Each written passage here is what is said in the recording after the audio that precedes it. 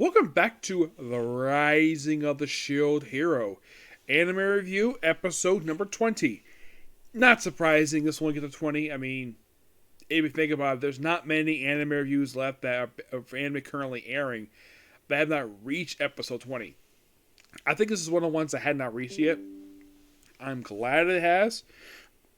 Of course, here we're discussing the 40th episode of the series, which has also just happened to be the second episode of season 3. This episode adapts from chapters 16 to 18 of book 10. And yeah, that's most of what exactly happens here. So, we pick up pretty much left off last time where, you see Philo, where she picks up May, swings around. Oh, she's mastered very quickly. Okay. So, yeah. And then, of course, Naida is watching from a distance. Yep. We actually know who she is in this episode. I'm going to spoil that later. So. And then, of course, basically, Nafumi, as Rock Valley, that's what he calls himself, talks to Naida under his mask. Of course, she knows who he is. Just by the fact she's... Now, I'm thinking, wait, did she forget the fact she actually spoke to this guy before? Or at least know what he looks like. So, they chat for a while, buy a drink, fruit drink. And we see her blushing. Yes, we see her blushing because she's obviously falling for him. Yep, so... and then so they go for a walk. And, by the way, prior to this, they're supposed to have another match. They're basically having another match. Except, apparently, a lot of teams forfeited. And you're thinking, what the heck is going on here? Apparently, a lot of teams were threatened.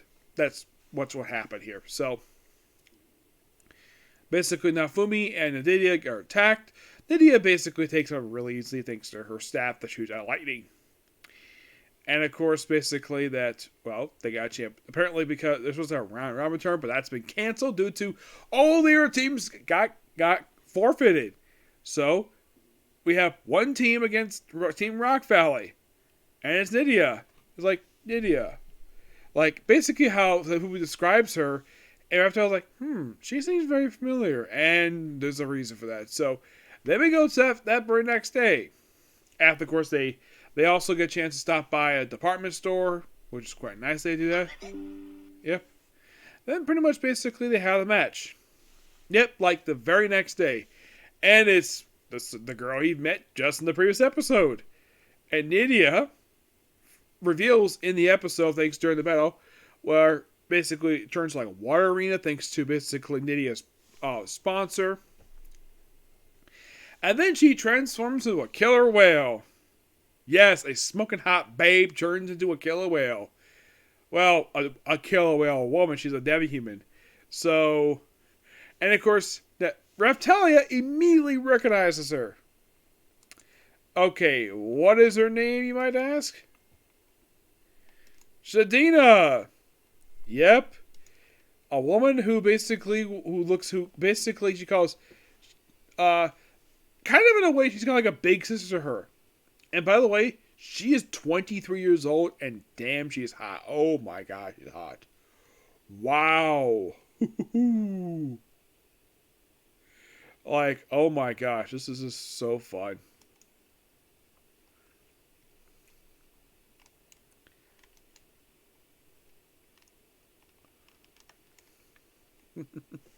Yeah. And so we get a flashback here to the woman who was the host for the manifestation of the spirit tortoise. Yep, there's a reference to her in here. I'm like, that's interesting.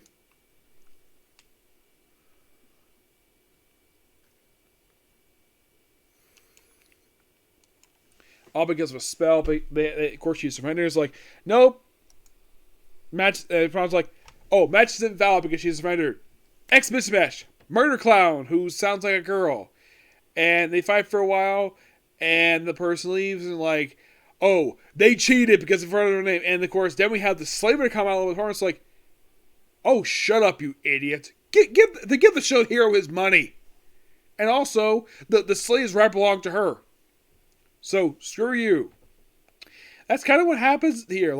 Okay, cool. And they kind of expect this to happen, so we're hopefully get more of this. Well, but before the end of the episode, we cut to the same kid from the last episode, and we see he's getting some medicine. And he takes on Elita. Who is this girl? A tiger girl. Well, a white tiger girl who is in a warehouse someplace. And yeah, she basically, well, it's going to become quite interesting with this character. Mm-hmm.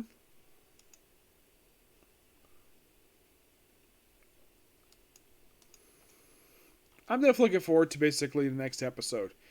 And this basically is her debut episode. Yep.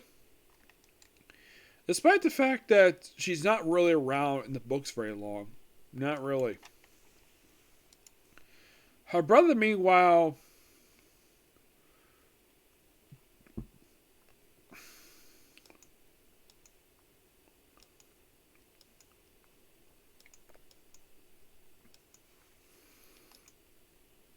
is still very much around. But this definitely was a good episode. And I'm definitely looking forward to basically, well,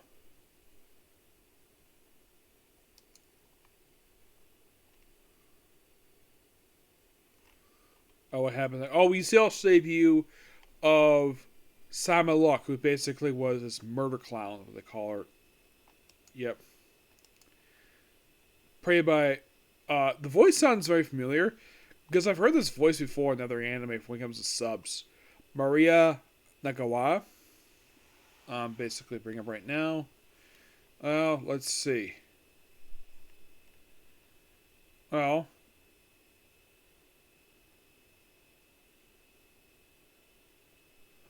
I think she was maybe Kana's sub actor. Yes, I think so. From Miss Kawashi's Dragon, which they brought her back for the second season of the show. Yeah.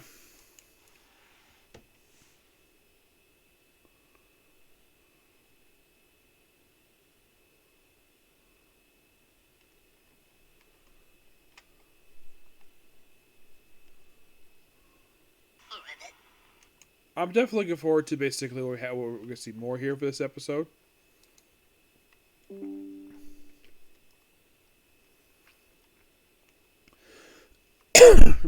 So yeah, that's particularly a particular view. Next up is going to be a comic corner. Actually, two of them. Yep. And I'm going the case closed, which this seems like an Anime Original episode. Now you're probably thinking, how the heck I could tell by this? Well, I highly doubt basically we're going to another canon episode just after. Because that's the thing lately. You used to be basically a canon episode a lot. Nowadays, no. It were basically like, we just do like basically a canon story, then lots and lots of animated content here. Yeah, and this will be the 1100 episode series. We'll discuss that next. The next anime I'm going to go into. So yeah, that's a particular view. Next to Comic Corner, and then move on to then basically after the Comic Corner, then be on to, well, I actually might do just one because I really want to do Case Close tonight, so I'm going to do one and then basically do Case Close and work on the other two Comic Corners then. Okay, next video. Bye.